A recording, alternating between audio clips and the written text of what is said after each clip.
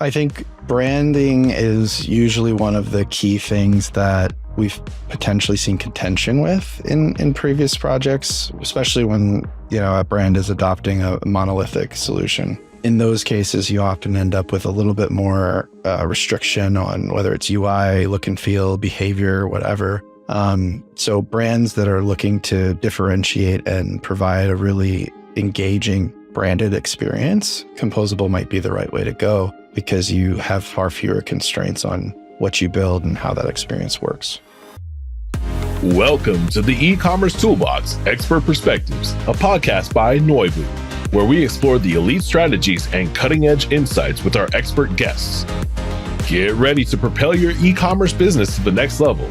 Welcome to another episode of the Ecommerce Toolbox Expert's Perspective. Joining us today, we have a real ecom vet in Steve Holsinger. Steve and I actually met at Shop Talk, which is obviously a great event. So welcome to the show, Steve. Thank you. Glad to be here. Awesome. Steve, for those that don't know you, which I'm assuming a lot of people that are listening to will have heard of you at some point before, you're chief architect at an agency called DEPT.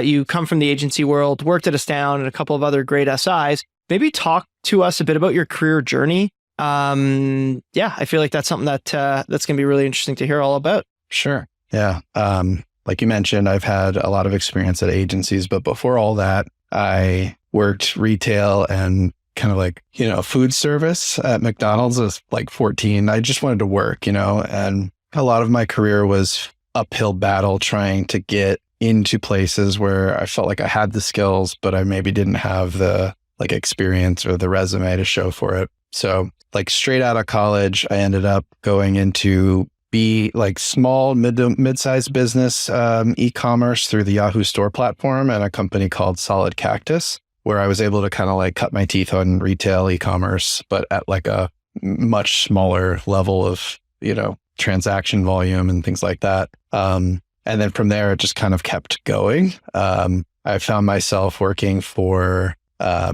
manufacturers, building direct-to-consumer interfaces and the systems necessary to support those. And then a camera company that has big competitors in the space and wasn't the main player, but again, doing kind of retail direct-to-consumer type experiences. And then finally, a friend of mine who I actually ended up co-founding a company with later was reaching out to me. I actually met him at Solid Cactus when I was at my first job out of college, and he said, "I've got this demandware thing. I think you'd be great at it. You should come work with me." And I was like, I'm trying to make this current company work out. And a couple months later, I realized I didn't feel like it was the right fit. But I jumped headfirst into demandware in 2011, and we co-founded a company a couple of years later. We sold that to DEG. I took a few months off, spent some time with my kids because a lot of my career was hustling and bustling, doing 60-hour weeks, trying to meet client expectations, but also I often had a side gig throughout the whole career doing web development on the side. But yeah, I'd say, the architect level experience really came in around 2014 or so, and I brought that to Astound, as you mentioned, after I took that time off, and then ultimately here to DEPT. That's awesome. What a journey. Steve, we're hearing a lot about composable and headless commerce. For those that are wondering, and maybe they don't really know fully what that means, maybe you want to talk us through how you look at it from an architecture standpoint and what is composable or headless commerce relative to traditional commerce platforms. Sure. Yeah. I think a lot of people have their own definitions of it, and, you'll have the mock alliance version of it and maybe something a little bit more pragmatic from somebody who's done it a few times. I feel like I'm one of those people who's done it a few times, and ultimately it's not that big of a change from what we find ourselves doing in a traditional monolith anyway. You find that, a monolith being the e-commerce platform that has it all, right? You've got promotion engine, you've got catalog management, you've got customer management, all that stuff built into the platform, as well as your experience layer, which might be, a template engine and things like that. The idea with composable is that rather than sticking to all of those things that are given to you by that one platform, you look to the ecosystem and find the right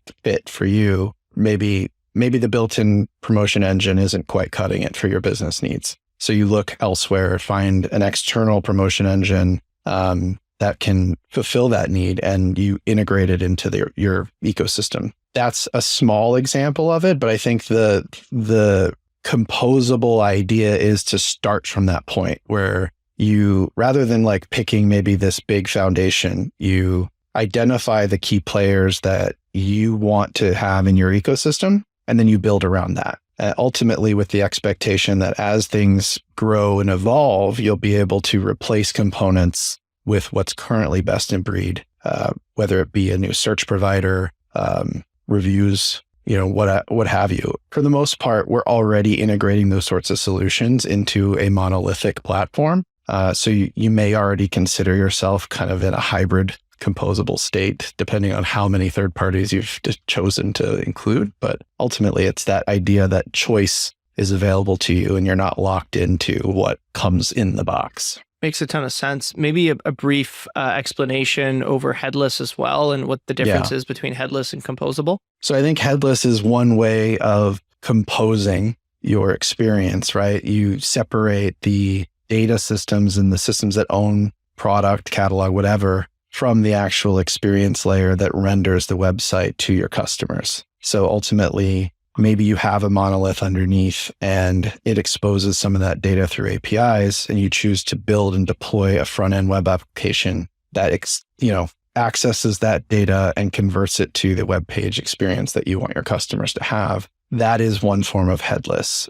You might also have a monolithic application where you also have a native application, and that native application needs to be able to access product information, create orders, what have you. That's another form of headless, because the head is that experience layer, what the customer sees. And the way that headless is expected to be implemented is that there's a clear separation between that experience layer and the systems that drive it. Yeah, no, that's clarifying.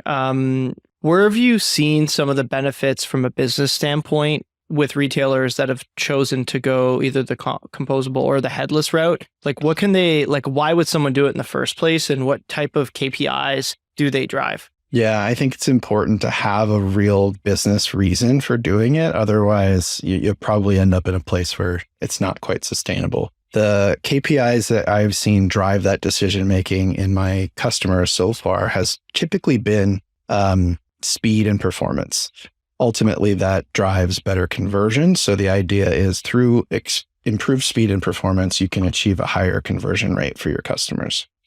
With some of my customers, that ended up being like a 1 second decrease in page load time, and that yielded approximately 25% increase in conversion, which is pretty great. I think that deciding what that factor is the most critical thing that you can do in your journey for composable, because without that guiding North Star, you're probably going to fumble around a little bit trying to figure out what the right direction is. Yeah, no, that makes sense. So it sounds like speed and performance. I'm assuming also some sort of like business logic that's not available through a monolith is important as well. That like if you have some sort of bespoke business. Is that correct? Yeah, I would agree with that. That could be a reasonable determining factor to go composable. You might find that the constraints of your existing platform are too great to achieve the experiences you want to give your customers. But most often what I've seen, it's purely performance-based. One of the reasons that we can get better performance out of a headless or a composable solution is that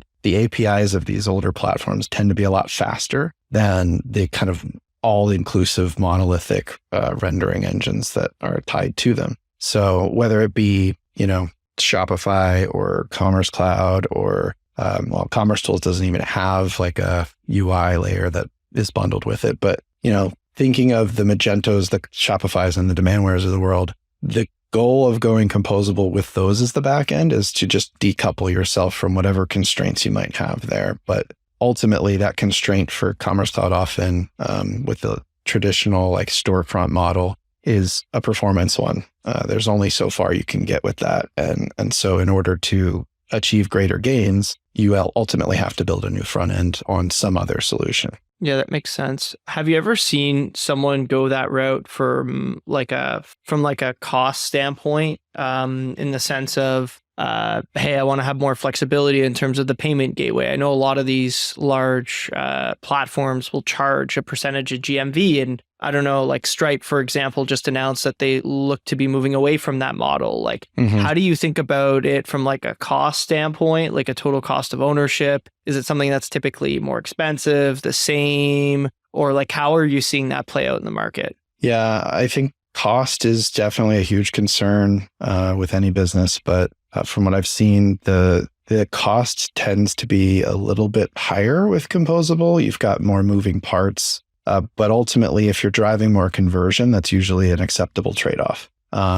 The reality is that you probably can do less maintenance as long as you're okay with what is on a monolith that you already have. So the decision to go composable is definitely going to incur an upfront implementation cost, but ultimately might yield lower maintenance costs because you have less technical debt to fight through to get things changed or to get the experience that you want. From a GMV and payment provider perspective, depending on how you go composable or headless, can allow you to alleviate yourself of some of those GMV constraints. With Salesforce, for example, you're probably not going to do that with their headless approach because it's essentially free hosting included in the GMV licensing that you're already paying. So most likely you're going to deploy onto the managed runtime that they offer. So from a cost perspective, there's no like increase in operational costs there, aside from the fact that you now have different developers that might actually be more commodity developers than what you would typically need for a Commerce Cloud storefront, because that's a very specialized set of APIs, rendering layer, template engine, that kind of stuff. Makes sense. How do you see like companies that, so obviously if you're an omni-channel retailer, the way that you've built and curated your in-store experience is very intentional. Like there's hundreds of roles around that.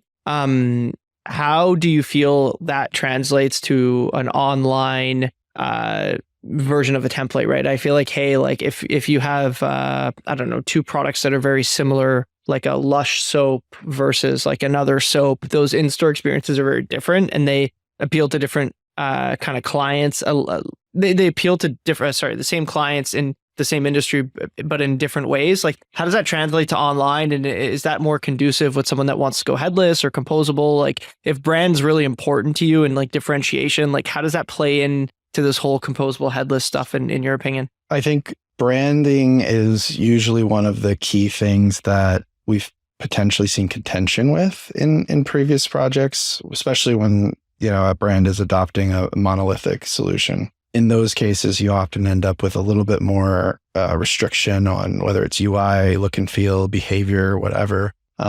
So brands that are looking to differentiate and provide a really engaging branded experience, composable might be the right way to go because you have far fewer constraints on what you build and how that experience works. That makes sense. I'm curious, moving kind of the thread towards to build and maintain, whether you're monolith or you're composable or headless, at some point you need to make a decision. Are you going to try and build an internal center of excellence and compete with SIs and other retailers to hire, train, and basically build a center of excellence of engineering in a retail business? Or do you rely on systems integrators and specialists that do have more of an engineering and a building culture? Like, curious, like, how do you think retailers should be evaluating that? Is there ever a scenario where you should go internal or you should actually 100% go agency? Curious how you advise clients on that. Right. Generally, the question is, do you have a strong software engineering business unit that has a lot of opinions and rigorous process? And if the answer is no, then you should absolutely engage with an SI because this is a very intensive process that involves a lot of moving parts. And if you don't have the right experience to build from, most likely it's not going to deliver the business results that you're looking for. Some customers may opt to do that upfront and then pull in experienced resources that are affordable, but also maybe more generalized to support it after go live. And I support that for most businesses that are trying to, control their maintenance costs and things like that. You can always, if you have a larger project, you can always re-engage with an SI and have them a company or internal developers to deliver something that might be outside of their capacity. But in general, it's an important factor to consider because it's a totally different world than managing your product portfolio and the fulfillment process of delivering those orders to customers. Do you have any examples off the top of your head? And you don't have to name, obviously, I wouldn't name any retailers, but could you maybe talk us through someone who's saying, hey, you know what, I'm going to do this composable build. Then I'm going to, we didn't even build the website, but now we're going to actually maintain it in-house. And we're going to hire one or two developers. Maybe it's local, maybe it's overseas. Like, maybe talk to us a bit about that. We often see that creating some challenges from like a knowledge gap standpoint. So the people that built it aren't maintaining it. You're obviously an engineer, that comes with challenges out of the gate. So maybe talk to us a bit about if you have an example or two of when you've seen that and kind of some of the downstream impacts it could have. Yeah, I think it always kind of comes back to the leadership within the company as well. If you have strong product owners that have been engaging with technical resources for a long time, then most likely that won't be as problematic for you. But if it's just, director of operations or something for e-com that's interfacing with these people, it certainly could be an issue. Communication's important, documentation's important. Obviously, if you have an SI working with you to build the experience, you should ensure that part of their scope is to produce documentation to enable other people to support it. I wouldn't engage with a company that wasn't going to provide you those things. Obviously, in the age of modern software development, and maybe it's not so obvious for some business users, but there's this tendency to try and embrace Scrum methodology so much that you don't end up with any documentation at the end of your project. And it can be very difficult to come in after the fact as either somebody who knows what they're doing or even somebody who doesn't, to get quickly up to speed and understand the inner workings of the solution without a kind of consolidated documentation of any kind. From the technical perspective, obviously, you're going to want somebody that's got experience with a similar architecture, but hiring that as a business user who doesn't do software development might be challenging. In such cases, you might want to engage with a staffing company that is more experienced with placing people with particular skill sets. Yeah, and as you talk through this, I have some horror stories that I'm starting to remember where, I think it's a really easy out of the gate financial decision to say, hey, let's go to a template monolith. The cost to build is less. The cost of maintenance is going to be much less because we're not going to buy a retainer. It launches, it's okay. Exactly. And then you launch, and then all of a sudden you go, okay, well, we want to do this, or we have this collection, or we have this coming out. And then you're trying to change stuff and you're like stuck in like page editor and you're like, okay, like I actually can't do this, or it's not quick enough. And then it becomes, okay, well, let's try and hire, let's partner with an SI. And you quickly realize that there's not enough flexibility